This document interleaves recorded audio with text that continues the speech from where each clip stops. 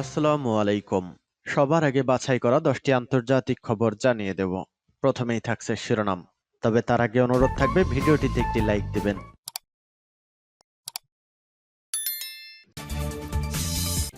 জানিয়ে দিব হাতে থাকা সর্বশেষ আপডেট আন্তর্জাতিক সংবাদ। প্রথমেই সংবাদ শিরোনাম, ইরানে হামলা করতে চেয়েছিল ইসরায়েল, গোপন নথি ফাঁস। এরপর জানিয়ে দিব আজ রাতে শপথ নেবেন ট্রাম্প। এদিকে গাজায় যুদ্ধবিরতিকে স্বাগত জানিয়েছে চীন। এরপর জানিয়ে দিব পুতিনের সঙ্গে ফোনালাপের ব্যবস্থা করার নির্দেশ ট্রাম্পের।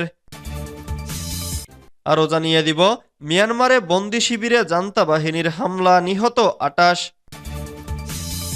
সর্বশেষ জানিয়ে দিব গাজায় যুদ্ধবিরতি, লোহিত সাগরে হামলা সীমিত করেছে হুথিরা। এতক্ষণ শুনছিলেন সংবাদ শিরোনাম, এবারে বিস্তারিত। তবে অনুরোধ থাকবে ভিডিওটিতে একটি লাইক করবেন এবং কমেন্ট করে জানিয়ে দিবেন কোন জেলা থেকে আপনি আমাদের এই ভিডিওটি দেখছেন। ইরানে হামলা করতে চেয়েছিল ইসরায়েল, গোপন নথি ফাঁস। ইরানকে পুরোপুরি ধুলোয় মিশিয়ে দিতে বড়সড় আক্রমণের প্রস্তুতি নিয়ে ফেলেছিল ইসরায়েল, কিন্তু সেই অপারেশনের নীল নকশা তেহরানকে পাচার করেছে মিত্র যুক্তরাষ্ট্রের এক গুপ্তচর। অভিযোগ উঠেছে ইরানে হামলার নীল নকশা ও ইহুদিদের যাবতীয় গোপন পরিকল্পনা ইরানের হাতে তুলে দিয়েছে যুক্তরাষ্ট্রের গুপ্তচর। এই খবর প্রকাশ্যে আসতেই তোলপাড় শুরু হয়েছে। 2024 সালের অক্টোবরের মাঝামাঝি টেলিগ্রামে মার্কিন গুপ্তচর সংস্থা সেন্ট্রাল ইন্টেলিজেন্স এজেন্সির একগুচ্ছ গোপন নথি ফাঁস হয়। সেখানেই ছিল ইরানের সম্ভাব্য ইসরায়েলি আক্রমণের যাবতীয় রণকৌশল। সিআইএর গোপন নথি ফাঁস হতেই বিষয়টি নিয়ে তদন্তে নামে ওয়াশিংটন। এ ঘটনায় গত বছরের নভেম্বরে কম্বোডিয়ায় গ্রেফতার হন আসিফ উইলিয়াম রহমান। তার বিরুদ্ধে রাষ্ট্রদ্রোহিতা, বিশ্বাসঘাতকতা এবং জাতীয় নিরাপত্তার তথ্য ফাঁসের অভিযোগ আনে সিআইএ। শুধু তাই নয়, ইরানের সঙ্গেও ওই ব্যক্তির যোগাযোগ ছিল বলে জানিয়েছে ওয়াশিংটন। আজ রাতে শপথ নেবেন ট্রাম্প। বাংলাদেশ সময় সোমবার রাত 11টায় যুক্তরাষ্ট্রের 87তম প্রেসিডেন্ট হিসেবে শপথ নেবেন ডোনাল্ড ট্রাম্প। তিনি দেশটির 45তম প্রেসিডেন্ট ছিলেন।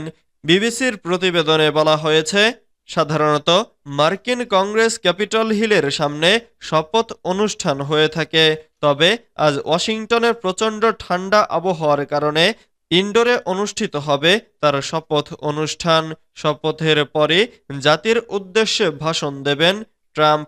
ট্রাম্পের এ অভিষেক অনুষ্ঠানে উপস্থিত থাকবেন চীনের ভাইস প্রেসিডেন্ট হ্যান ঝেং, আর্জেন্টিনার প্রেসিডেন্ট জাভিয়ের মিলেই এবং ইতালির প্রধানমন্ত্রী জর্জিয়া মেলোনি সহ অনেকে। ট্রাম্পকে শপথ বাক্য পাঠ করাবেন সুপ্রিম কোর্টের প্রধান বিচারপতি জন রবার্ট। এ নিয়ে দ্বিতীয়বার তিনি ট্রাম্পকে শপথ পড়াবেন। অনুষ্ঠানে ভাইস প্রেসিডেন্ট জেডি ভ্যান্সও শপথ নেবেন।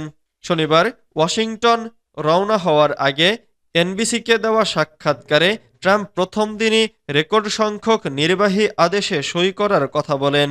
তিনি যেসব নির্বাহী আদেশে সই করবেন তার অনেকগুলোই বিদায়ী প্রেসিডেন্ট জো বাইডেন প্রশাসনের গৃহীত নীতি বাতিল করা হবে বলে ধারণা করা হচ্ছে। ট্রাম্প তার নতুন মেয়াদের প্রথম দিন থেকে যেসব কর্মসূচি গ্রহণের প্রতিশ্রুতি দিয়েছেন তার মধ্যে গণবিতাড়ন কর্মসূচিও রয়েছে। গাজা যুদ্ধবিরতিকে স্বাগত জানিয়েছে চীন। গাজায় 15 মাসেরও বেশি সময় ধরে চলা যুদ্ধের অবসান ঘটাতে দীর্ঘ প্রতীক্ষিত যুদ্ধবিরতির সূচনাকে চীন স্বাগত জানিয়েছে। পররাষ্ট্র মন্ত্রণালয়ের মুখপাত্র মাওনিং এক সংবাদ ব্রিফিংয়ে বলেন, চীন গাজা যুদ্ধবিরতি চুক্তি কার্যকর হওয়ার জন্য স্বাগত জানায়।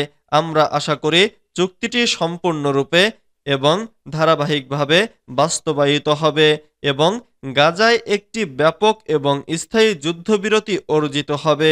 তিনি আরও বলেছেন, মধ্যপ্রাচ্যে শান্তি ও স্থিতিশীলতা বৃদ্ধির জন্য চীন আন্তর্জাতিক সম্প্রদায়ের সাথে কাজ চালিয়ে যাবে।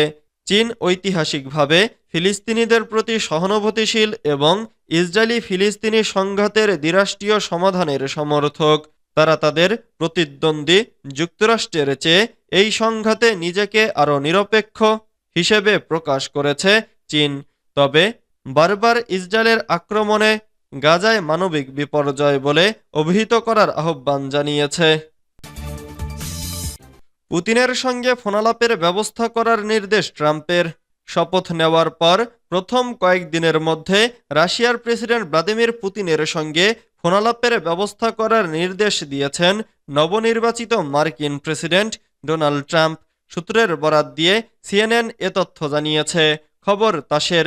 প্রতিবেদনে বলা হয়, ট্রাম্প তার সহযোগীদের নির্দেশ দিয়েছেন শপথ নেওয়ার পরপরই পুতিনের সঙ্গে ফোনালাপের ব্যবস্থা করতে।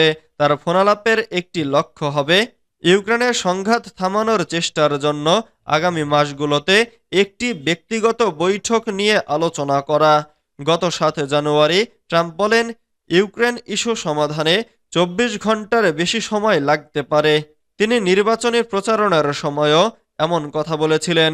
এদিকে পৃথক এক প্রতিবেদনে সূত্রের বরাত দিয়ে ওয়াল স্ট্রিট জার্নাল জানিয়েছে, শি জিনপিংয়ের সঙ্গে সম্পর্ক উন্নয়নের জন্য শপথ নেওয়ার পর প্রথম ১০০ দিনের মধ্যে চীন সফরে যেতে চান ট্রাম্প। তাইওয়ান নিয়ে অচলাবস্থা এবং চীনা আমদানির ওপর ট্রাম্পের শুল্ক আরোপের হুঁশিয়ারির কারণে দুই দেশের মধ্যে ভূরাজনৈতিক উত্তেজনার প্রেক্ষাপটে চীনা নেতার সঙ্গে সম্পর্ক আরও গভীর করাই এই সফরের লক্ষ্য। মিয়ানমারে বন্দি শিবিরে জান্তা বাহিনীর হামলা, নিহত ২৮। মিয়ানমারের পশ্চিমাঞ্চলীয় রাখাইন রাজ্যে এক বন্দি শিবিরে হামলা চালিয়েছে দেশটির জান্তা বাহিনী। এতে এখন পর্যন্ত ২৮ জন নিহত হয়েছে, আহত হয়েছে আরও ২৫ জন। দেশটির সশস্ত্র এক গোষ্ঠী এই তথ্য জানিয়েছে। খবর দ্য গার্ডিয়ানের। ২০২১ সালে মিয়ানমারে ক্ষমতা দখলে নেয় দেশটির সামরিক বাহিনী। এরপর থেকে দেশটির সামরিক বাহিনীর সঙ্গে বিভিন্ন বিদ্রোহী গোষ্ঠীর সঙ্গে লড়াই চলছে। বিশেষ করে আরাকান আর্মির সঙ্গে জান্তা বাহিনীর তুমুল লড়াই চলছে রাখাইন রাজ্যে। রাজ্যটির অনেক এলাকা গত বছর দখলে নেয় এসব এলাকার নিয়ন্ত্রণ ফিরে পেতে জান্তা বাহিনীর সঙ্গে এর ব্যাপক সংঘাত চলছে। সর্বশেষ জান্তা বাহিনীর হামলা নিয়ে বার্তা আদান প্রদানের মাধ্যম টেলিগ্রামে একটি পোস্ট করেছে সেখানে দেখা যাচ্ছে সামরিক বিমান থেকে রাজ্যের মারুক ইউ টাউনশিপে এক বন্দি শিবিরে বোমাবর্ষণ করা হচ্ছে। গত শনিবার সেখানে হামলা হয়েছে। জানিয়েছে, বন্দি শিবিরে জান্তা বাহিনীর পরিবারের সদস্যরা আটক ছিলেন। পোস্টে বলা হয়েছে, হামলায় যারা হতাহত হয়েছেন তারা মিয়ানমার সেনাবাহিনীর পরিবারের সদস্য। আমরা লড়াইয়ের সময় তাদের গ্রেফতার করেছিলাম। লোহিত সাগরে হামলা সীমিত করেছে হুথিরা, গাজায় যুদ্ধবিরতি। গাজায় যুদ্ধবিরতি কার্যকর হওয়ায় লোহিত সাগরে হামলা সীমিত করেছে ইয়েমেনের সশস্ত্র গোষ্ঠী হুথিরা। রোববার ১৯ জানুয়ারি এ নিয়ে জাহাজ চালক ও সংশ্লিষ্ট অন্যান্যদের কাছে একটি ইমেইলও পাঠিয়েছে। সোমবার ২০ জানুয়ারি এ প্রসঙ্গে একটি সামরিক বিবৃতি দেওয়ার পরিকল্পনাও রয়েছে তাদের। খবর আরব নিউজের। হুথিরা তাদের মানবিক অপারেশনস কোঅর্ডিনেশন সেন্টারের মাধ্যমে ঘোষণা করেছে ২০২৩ সালের নভেম্বর থেকে তারা যেসব জাহাজের ওপর হামলা শুরু করেছে তাদের ওপর দেওয়া নিষেধাজ্ঞা বন্ধ করছে। ২০২৩ সালের অক্টোবর মাসে গাজা উপত্যকায় ইসরায়েলি হামলা শুরুর পর থেকে লোহিত সাগর ও এডেন উপসাগরে প্রায় ১০০টি বাণিজ্যিক জাহাজে ক্ষেপণাস্ত্র ও ড্রোন হামলা চালিয়েছে হুথিরা। এছাড়া এক অভিযানে তারা একটি জাহাজ জব্দ ও ২টি ডুবিয়ে দেয়। এতে ৪ জন নাবিক নিহত হন। প্রসঙ্গত, দীর্ঘ ১৫ মাসের আগ্রাসনের পর রোববার ১৯ জানুয়ারি বহুল কাঙ্ক্ষিত যুদ্ধবিরতি কার্যকর হয়েছে ফিলিস্তিনের অবরুদ্ধ গাজায়। যুদ্ধবিরতির আলোচনায় মধ্যস্থতা করেছে কাতার, মিশর ও যুক্তরাষ্ট্র। যুদ্ধবিরতির প্রথম দিনে ৩ নারী ইসরায়েলি জিম্মিকে মুক্তি দিয়েছে হামাস। এর বিনিময়ে ৯০ ফিলিস্তিনি বন্দীকে মুক্তি দিয়েছে ইসরায়েলি কর্তৃপক্ষ। ২০২৩ সালের ৭ অক্টোবর থেকে গাজায় ইসরায়েলের হামলায় ৪৬,০০০-এর বেশি ফিলিস্তিনি নিহত হয়েছেন আর আহত হয়েছেন ১,১০,০০০-এর বেশি মানুষ।